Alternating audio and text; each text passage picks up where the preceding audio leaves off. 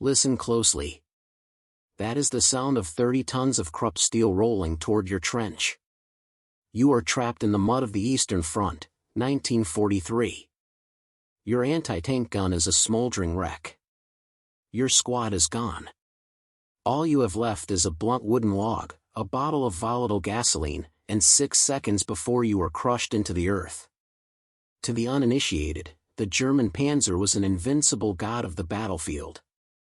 But seasoned veterans knew a darker truth.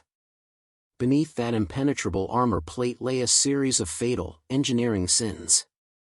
In the next 9 minutes, we will dissect the hidden flaws that turned Germany's iron beasts into rolling coffins. And at the very end of our journey, we will reveal the classified, terrifying weapon that German tank crews feared more than any Allied artillery shell, a weapon so volatile, its deployment changed the rules of ground warfare forever. Look through this slot. This is what the German driver sees when the tank is buttoned up for battle. A 2-inch slit of bulletproof glass. Your vision is slashed to a fraction of the horizon. The engine is a deafening hammer pounding against your eardrums. You are 9/10 blind. You are stone deaf. Outside, the infantry waits. They know your limitations.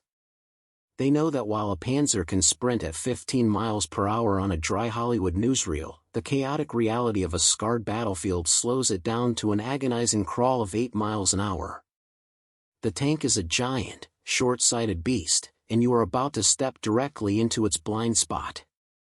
Every tank has a fatal zone. A circular vortex of safety for the hunter known as dead space. Because of the physical design of the hull, the massive main gun cannot depress low enough to strike anything close to its own tracks. This creates a 20-foot radius of absolute safety wrapped around the machine.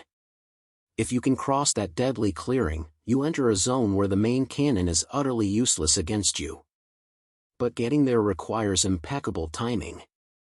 The Panzer's turret swings on a mechanical ring. When that turret rotates, every gun inside must move with it. If the turret points left, the crew cannot see or shoot to the right. Even with a power-driven system, it takes critical, agonizing seconds to swing that massive steel head around. Those precious seconds are your window to strike. But the archives hide a darker truth. Allied High Command initially believed that the only way to stop a German Panzer division was with an equal force of heavy armor. It was a calculated lie that cost thousands of lives. What the scouts saw next changed the course of the war forever. Deep in the muddy ravines of Russia, entire platoons of elite German armor were found completely abandoned, neutralized not by opposing tanks, but by ordinary men fighting on foot using raw physics as their primary weapon. You must memorize the vulnerabilities of the steel. The thickest armor protects the front glassy plate and the heavy turret face. Do not waste your ammunition there. The sides are vulnerable. The rear is thin. To survive, you must look closely at the mechanical underbelly. Look at the exposed tracks. The vulnerable bogie wheels. Break just one link in that iron chain, and the great beast is permanently anchored. You have weapons. You have the handy M1 carbine, perfect for peppering the delicate glass of the driver's periscope. Small arms fire won't pierce the steel, but it forces the crew to button up, stripping away their remaining vision. A lucky hit on the turret ring might even jam the gears, locking their massive weapon system in a permanent, useless position. Then, there is the Walking Dead, the rocket grenade, fired from the iconic bazooka. Every German tanker has a healthy, visceral respect for this weapon. Imagine a solid slab of armor steel over 2 inches thick. The rocket strikes. It doesn't just punch a hole, it burns through, showering the interior with a terrifying salt and pepper spray of white-hot steel fragments.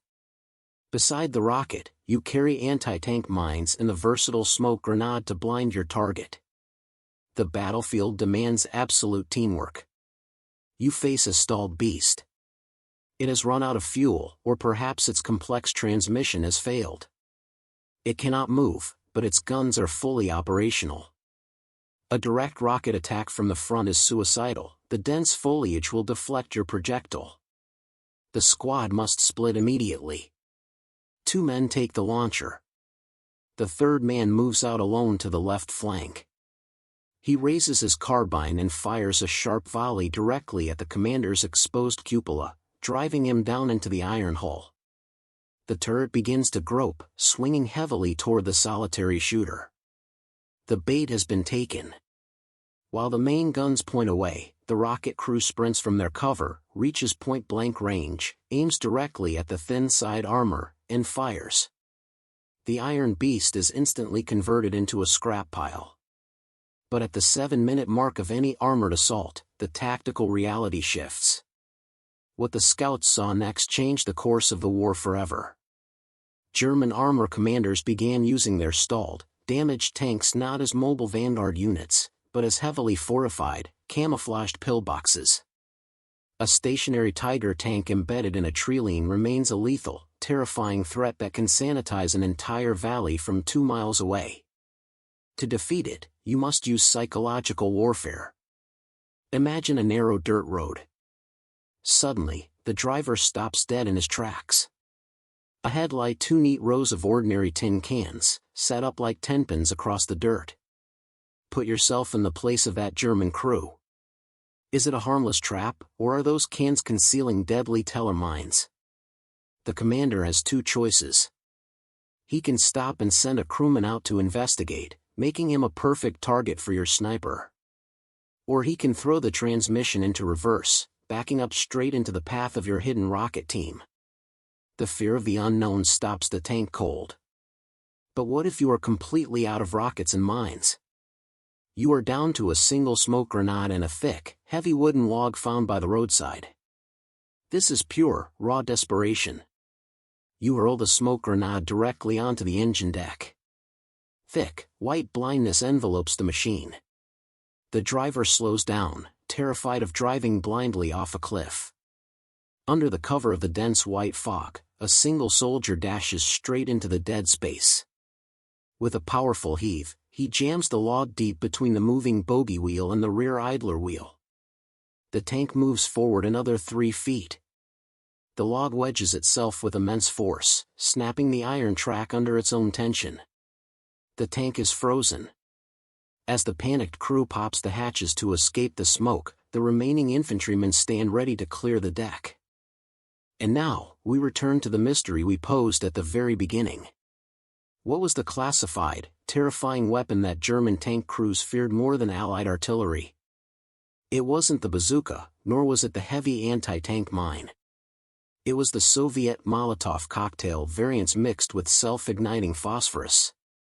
Unlike gasoline, this chemical soup clung to the rubber seals of the tank's vision ports and was drawn directly into the engine air intakes.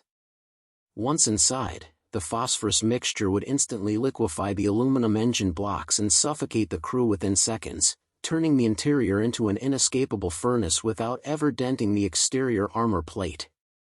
It was cheap, highly volatile, and utterly merciless. This brings us to a historic controversy that divides military historians to this day.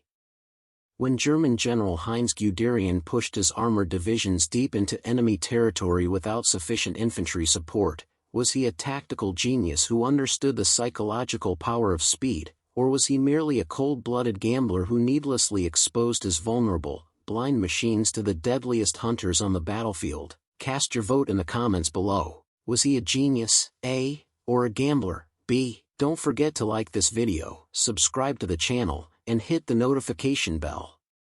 Seek, strike, destroy. We'll see you in the next episode.